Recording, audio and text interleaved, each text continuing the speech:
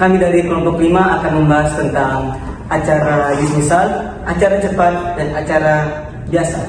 Sebelum itu, perkenalkan nama saya Edward Riko Krisna Santoso dengan NIM 230711 010369. Selanjutnya, saya Jevin Kostepu dengan NIM 2307 1101 0396. Saya Erlangga Rauf dengan NIM 2307 1101 0476. Saya Vina Ilaha dengan NIM 2307 11 01 0506. Saya ingin bercerita Soik dengan NIM 2307 11101425. Oke, sebelum kita masuk ke pembahasan materi kita masing-masing, saya akan menanyakan kepada mereka masing-masing tentang pendapat apa itu hukum acara peradilan itu. Mulai dari saudara Erlangga.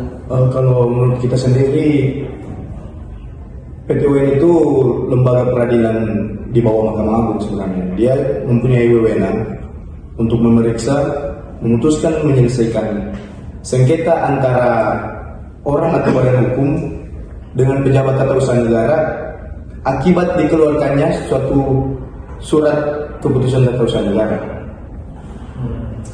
Kalau saya sendiri, menurut saya kurang lebih sama dengan saudara Anda. Hukum acara peradilan tata usaha negara itu merupakan rangkaian untuk menyelesaikan sengketa antara seorang warga negara dengan badan hukum ataupun pejabat tun yang pejabat tersebut mengeluarkan keputusan tun yang merugikan hak-hak dari masyarakat. Mungkin itu dari saya. Selanjutnya, Kalau dari saya sendiri mungkin mirip-mirip dengan dua teman sebelumnya, yaitu acara PT UN ini ada karena adanya hal yang merugikan dari orang atau badan hukum kepada pejabat tata usaha negara karena mengeluarkan surat keputusan yang merugikan orang tersebut. Kalau menurut dari saya, sesuai dengan yang disampaikan dari teman-teman yang lain, tapi di sini bilangnya itu kalau dari pandangan saya bahwa PT UN itu sistem peradilan dan hukum acaranya itu suatu peraturan yang diundang-undangkan atau tertulis untuk mempertahankan sifat material dari peradilan tata usaha negara itu. Oke, sekarang kita langsung masuk ke pembahasan materi kita masing-masing. Mungkin dari teman-teman ada yang ingin bertanya tentang materi tentang perdamaian. Siapa yang ingin bertanya tentang perdamaian?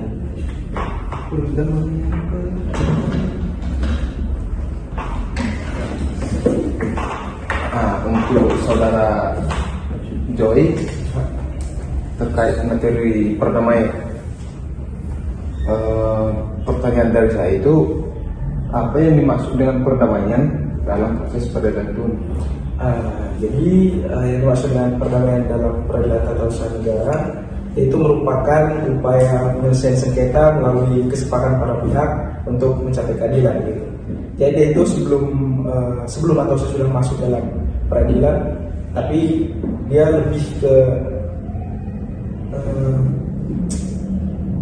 musyawarah gitu untuk memutuskan masalah untuk diselesaikan secara damai. Ini lebih ke mencari jalan tengah. Betul sekali.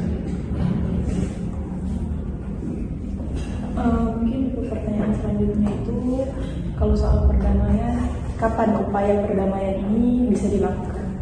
Nah, untuk perdamaian dalam peradilan itu sendiri itu dapat dilakukan di dalam dua momen utama. Yang pertama, tiga momen utama. Yang pertama pada pemeriksaan tahap awal, yang kedua sebelum persidangan berlanjut, yang ketiga selama proses mediasi.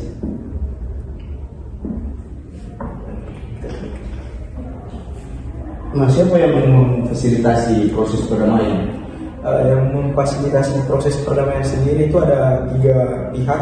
Yang pertama ada majelis hakim, yang kedua mediator di luar peradilan, dan yang ketiga ada juga pihak ketiga yang netral. Kemudian kita bertanya, apa akibat hukum jika para pihak mencapai perdamaian? Nah, untuk akibat hukumnya sendiri, jika para pihak mencapai perdamaian dalam sengketa di pengadilan tata usaha negara, Akibat hukum utama itu adalah berakhirnya sengketa secara damai dengan diterbitkan penetapan yang berkekuatan hukum tetap dan mengikat. Selanjutnya kita masuk ke pembahasan berikutnya tentang pemeriksaan acara biasa. Mungkin dari teman-teman ada yang bertanya tentang pemeriksaan acara biasa.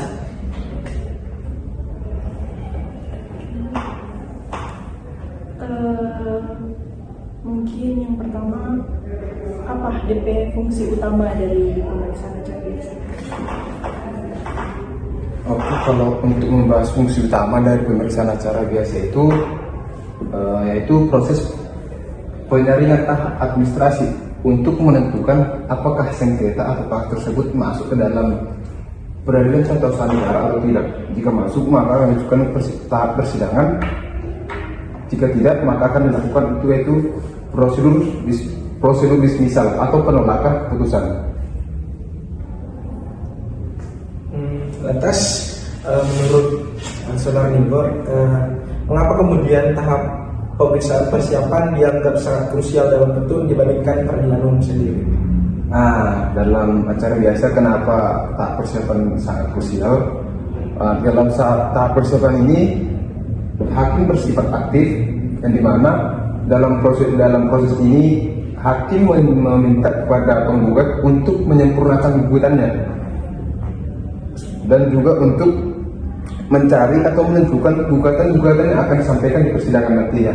Jadi ini dianggap sangat krusial karena merupakan inti pokok yang akan dibawa ke persidangan nanti ya. Jadi maksud dari asas hakim aktif itu dalam persidangan petun itu apa sebenarnya? Nah, kalau asas hakim aktif dalam acara biasa dalam petun ini, hakim bukan hanya sebagai wasit atau sebagai penengah, tetapi hakim harus membuka jalur persidangan untuk menentukan apakah gugatan tersebut merupakan gugatan tun atau tidak, dan juga apakah gugatan tersebut benar-benar gugatan yang harus dikabulkan atau ditolak. Jadi hakim bukan hanya sebagai penengah saja, hakim merupakan penentu putusan dari putusan tersebut. Menurut begitu itu. Kalau menurut penjelasan singkat saya, kalau acara biasa ini proses persidangan yang sangat komprehensif, sangat lengkap, berbeda dengan acara cepat. Acara biasa ini memiliki tahapan-tahapan atau prosedur-prosedur yang lebih lengkap dibandingkan dengan acara cepat. Memiliki unsur-unsur yang lebih lengkap lah, dan juga jangka waktu yang lebih panjang dari acara cepat. Mungkin dari teman-teman yang mau tanya. Oke, kita sendiri mau bertanya. Boleh jelaskan sedikit tahapan persidangan terbuka dalam acara biasa setelah melewati pemeriksaan persiapan?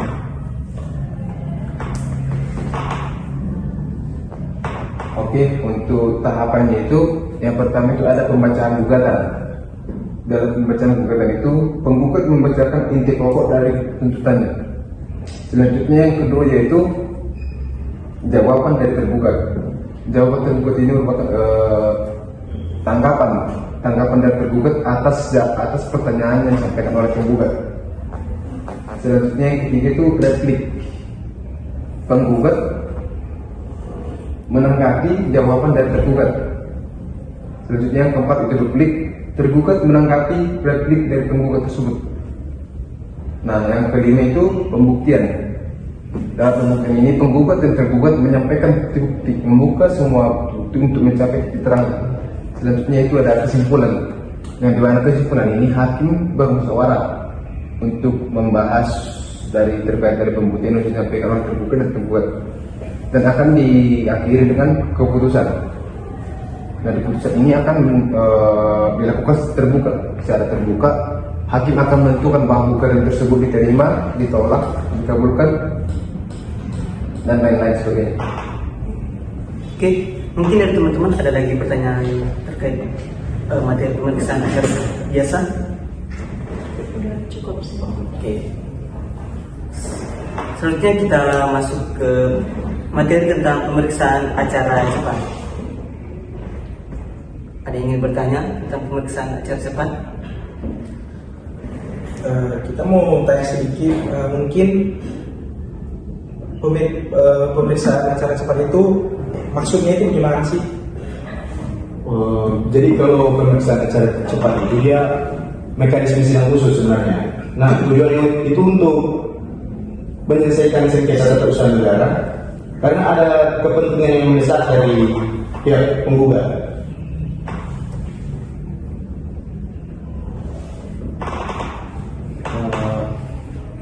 Dalam acara cepat itu dalam kondisi apa suatu sengketa itu dilakukan dengan acara cepat?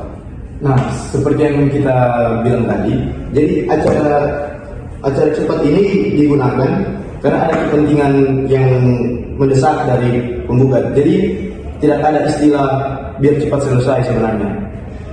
Jadi karena ada kepentingan yang mendesak dari pihak penggugat, makanya hadir acara cepat ini. Acara cepat ini dilakukan. Begitu. Tapi dengan acara cepat ini, apakah tidak bertentangan dengan konsep keadilan ini? Sebenarnya kalau dari menurut kita pribadi sih tidak ada, karena sudah diatur sebenarnya untuk mengenai acara cepat. Karena kan ada perbedaan juga antara acara cepat dan acara biasa. Nah, patokannya itu acara cepat dilakukan karena ada hal yang mendesak dari pihak penggugat. Jadi memang harus dilakukan secara cepat begitu. Mungkin bisa pertanyaan follow up itu kan tadi selalu dijelaskan apa itu acara biasa. Terus ini sekarang kan acara cepat. Apa sih DP perbedaan utama antara acara cepat dengan acara biasa? Nah, jadi perbedaan antara acara cepat dan acara biasa itu ada beberapa hal sebenarnya. Yang pertama terkait struktur susunan hakim. Nah, jadi kalau di acara biasa hakim itu ada majelis hakim. Jadi satu ketua dan dua anggota hakim. Nah, kalau untuk acara cepat sendiri dia hanya satu hakim sebenarnya. Jadi untuk struktur perbedaannya itu. Nah, untuk pemeriksaan persiapan, kalau acara cepat ini tidak ada pemeriksaan persiapan sebenarnya.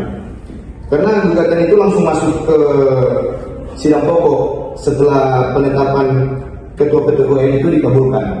Nah, kalau misalnya acara biasa, dia ada pemeriksaan persiapan. Jadi hakim mempersiapkan materi sengketa, baru ada meneliti kelengkapan gugatan, dan menyusun rencana sidang sebelum masuk pokok perkara. Nah, untuk waktu prosesnya, acara cepat ini dia jauh lebih singkat. Jadi ketua-ketua itu harus putuskan dikabulkan atau tidak dalam 14 hari. Nah, kalau dikabulkan, sidang harus tetap ditetapkan dalam 2 hari. Dan jawaban dari pembuktian masing-masing maksimal 14 hari. Sedangkan untuk acara biasa ya tidak ada batasan seperti itu. Karena prosesnya bisa berjalan beberapa bulan karena tergantung dengan kompleksitas. Nah, untuk syarat penggunaan juga acara cepat ini dipakai kalau ada kepentingan mendesak seperti yang kita bilang tadi. Kalau misalnya acara biasa kan dia jalur standar untuk semua gugatan pun masuk. Nah, kecuali yang memenuhi syarat acara cepat atau acara singkat. Untuk fleksibilitasnya juga, acara cepat ini untuk perkara yang relatif sederhana dan fakta hukumnya jelas. Jadi kalau di tengah jalan ternyata kompleks, hakim tunggal ini bisa menyerahkan kembali ke ketua PTUN untuk diubah menjadi acara biasa. Nah, kalau misalnya acara biasa itu untuk perkara kompleks yang butuh banyak saksi, ahli, dan bukti yang mendalam. Mungkin itu kalau dari kita. Oke, mungkin ada pertanyaan lagi dari teman-teman. Kalau sudah tidak ada, kita masuk ke pembahasan terakhir tentang masuknya pihak ketiga atau intervensi.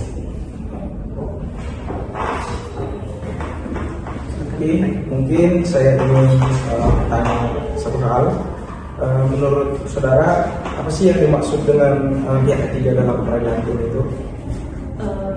Kalau untuk pihak ketiga sendiri dalam acara peradilan hukum ini, pihak ketiga itu adalah seseorang yang masuk pada proses persidangan di mana orang ini memiliki kepentingan, tapi dia itu di luar pihak utama, tergugat dan penggugat. Makanya dia disebut pihak ketiga. Selanjutnya ada yang ingin bertanya? Mungkin pertanyaan kita, kapan sebenarnya pihak ketiga itu dapat masuk dalam proses persidangan? Nah, pihak ketiga ini biasanya masuk saat proses persidangan sedang berjalan begitu. Dia tidak bisa masuk saat sudah putusan karena pihak ketiga ini masuk saat dia merasakan kerugian. Nah, saat adanya ini proses persidangan ini, dia masuk karena contohnya ada surat keputusan pencabutan izin usaha. Maka dari itu dia merasa dirugikan, tapi dia bukan pihak utama, tergugat atau penggugat. Makanya dia bisa masuk saat proses persidangan. Karena proses persidangan ini sampai dengan putusan itu sendiri mungkin saja dapat berdampak merugikan kepada pihak ketiga ini. Makanya dia bisa masuk saat proses persidangan. Kan tadi kan menyatakan itu lebih fokus ke pihak ketiga. Tapi dari saya sendiri belum tahu apa itu pengertian dari intervensi. Nah, kalau pihak ketiga ini orang nggak tahu DP Badan Hukum, kalau intervensi itu lebih ke DP tindakan masuknya pihak ketiga ke dalam proses persidangan ini, makanya dinamakan intervensi. Karena intervensi ini adalah tindakan pertama itu dia memohon permohonan intervensi kepada hakim. Apakah dia bisa nggak untuk masuk ke dalam proses perkara ini? Jika dia diizinkan, maka dia bisa mengikuti persidangan ini sampai dengan selesai. Makanya kalau orangnya itu disebut pihak ketiga, tindakannya disebut intervensi. Jadi kalau dari intervensi itu dari pihak ketiga Pak? Iya. Karena kan dia orang luar yang memiliki kepentingan, makanya disebut tindakan intervensi. Ada lagi yang bertanya? Bentar, saya cukup. Kalau sudah tidak ada lagi yang bertanya, kita langsung masuk ke kesimpulan.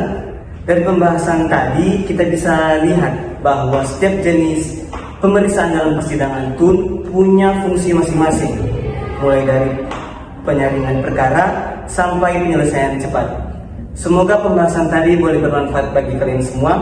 Terima kasih sudah menonton dan sampai jumpa.